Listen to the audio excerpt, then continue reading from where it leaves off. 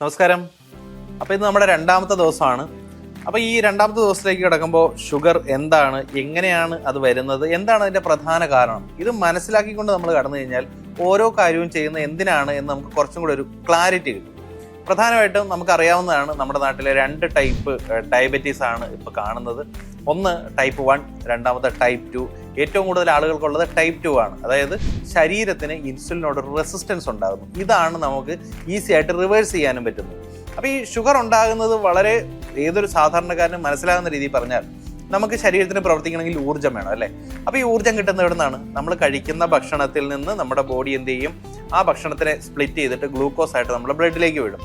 ഈ ഗ്ലൂക്കോസ് സെല്ലുകൾക്കുള്ളിൽ ചെല്ലുമ്പോഴാണ് ഇത് എനർജി ആയിട്ട് നമുക്ക് ഉപയോഗിക്കാനായിട്ട് സാധിക്കുക. ഈ ഗ്ലൂക്കോസിന് നമ്മുടെ സെല്ലിനുള്ളിലേക്ക് പ്രവേശിക്കണമെങ്കിൽ ഇൻസുലിൻ്റെ സപ്പോർട്ടും കൂടെ വേണം. ഇതാണ് വളരെ ലളിതമായിട്ട് പറഞ്ഞാൽ, ക്ലിനിക്കൽ ടൈംസ് ഒക്കെ ഒഴിവാക്കി പറഞ്ഞു കഴിഞ്ഞാൽ. അപ്പോൾ ഈ ഇൻസുലിൻ ആണ് നമ്മുടെ ഗ്ലൂക്കോസിനെ സെല്ലിലേക്ക് കയറാൻ വേണ്ടിയിട്ട് നമുക്ക് സപ്പോർട്ട് ചെയ്യുന്നത്. അപ്പോൾ ഈ സെല്ലുകൾക്ക് ഇൻസുലിനോട് റെസിസ്റ്റൻസ് ഉണ്ടാവുകയോ അല്ലെങ്കിൽ പാൻക്രിയാസ് ഇൻസുലിൻ ആവശ്യത്തിന് പ്രൊഡ്യൂസ് ചെയ്യാതെ വരികയോ ചെയ്തു കഴിഞ്ഞാൽ സ്വാഭാവികമായിട്ടും ഈ ഗ്ലൂക്കോസ് അഥവാ പഞ്ചസാര രക്തത്തിൽ തന്നെ കാണും. അതിനെയാണ് നമ്മൾ ഷുഗർ എന്ന് പറയുന്നത്, അല്ലെങ്കിൽ ഡയബറ്റീസ് എന്നൊക്കെ പറയുന്നത്. അപ്പോൾ ഇവിടെ പ്രധാനമായിട്ട് നമ്മൾ എന്തൊക്കെയാണ് ചെയ്യേണ്ടത്? ഒന്ന്, എക്സസ് ആയിട്ട് നമ്മുടെ ബ്ലഡിലേക്ക് ഈ ഗ്ലൂക്കോസ് വരുന്നതിനെ തടയുക. 2, പാൻക്രിയാസിന്റെ ഹെൽത്ത് കൂട്ടുക. ഇത് രണ്ടുമാണ് നമ്മൾ ഫുഡ് ഹാബിറ്റിലൂടെ ചെയ്യാനായിട്ട് പോകുന്നത്. അപ്പോൾ അതുകൊണ്ടാണ് നമ്മൾ പറയുന്നത് ഷുഗർ എന്ന് പറയുന്നത് എന്തെങ്കിലും മരുന്ന് കഴിച്ചല്ല മാറ്റേണ്ടത്. ഇതിന്റെ രഹസ്യം മുഴുവൻ ഇരിക്കുന്നത് ഫുഡിനകത്താണ്. അപ്പോൾ ഏറ്റവും പ്രധാനപ്പെട്ട ഒരു കാര്യമാണ് ഞാൻ പറയുന്നത്, നമ്മൾ ഷുഗർ വരുമ്പോൾ ഇപ്പം നിങ്ങൾ ധാരാളമായിട്ട് കേട്ടിട്ടുണ്ടാവും, അരി ഗോതമ്പ് ഒഴിവാക്കുക, അതിന് പകരം മില്ലറ്റ്സ് കഴിക്കുക.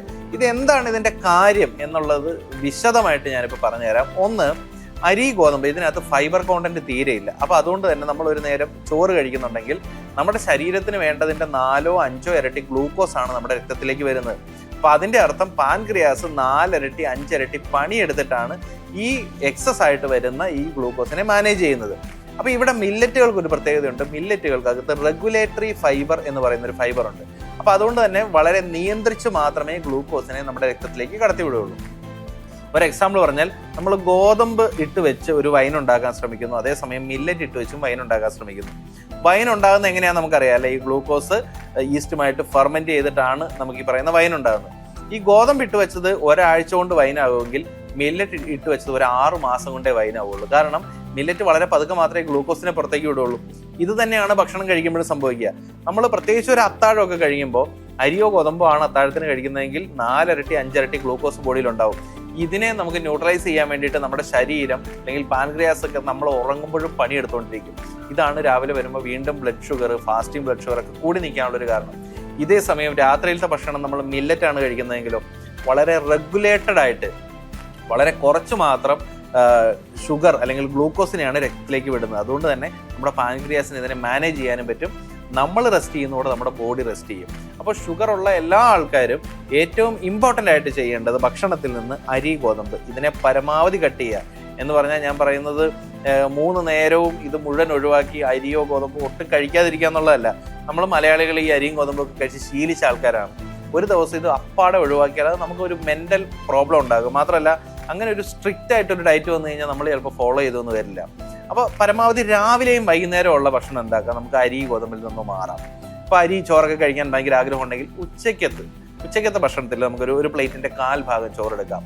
ബാക്കി ഒരു 1/4 ഭാഗം പച്ചക്കറികളും പ്രോട്ടീനും വെജിറ്റബിൾസും ഒക്കെ മിക്സ് ചെയ്ത് ഒരു ബാലൻസ്ഡ് പ്ലേറ്റ് ആയിട്ട് നമുക്ക് കഴിക്കാം. അപ്പോൾ നമുക്ക് ഈ ക്രേവിങ് ഒഴിവാകും.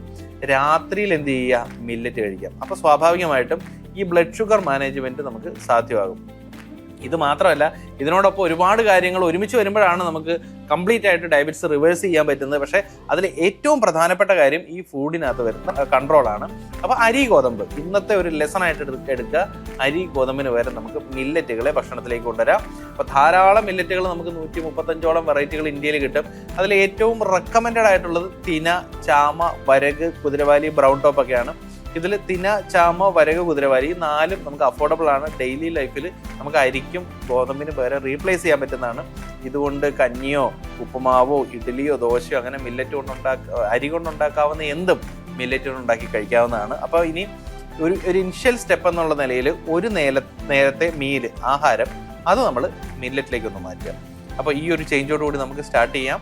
വരുന്ന ദിവസങ്ങളിൽ കൂടുതൽ കാര്യങ്ങൾ നമുക്ക് ആഴത്തിൽ പഠിക്കാം, ഇംപ്ലിമെൻ്റ് ചെയ്യാം, ഹാബിറ്റായിട്ട് ബിൽഡ് ചെയ്ത് നമുക്ക് ഒരുമിച്ച് മുമ്പോട്ട് പോകാം.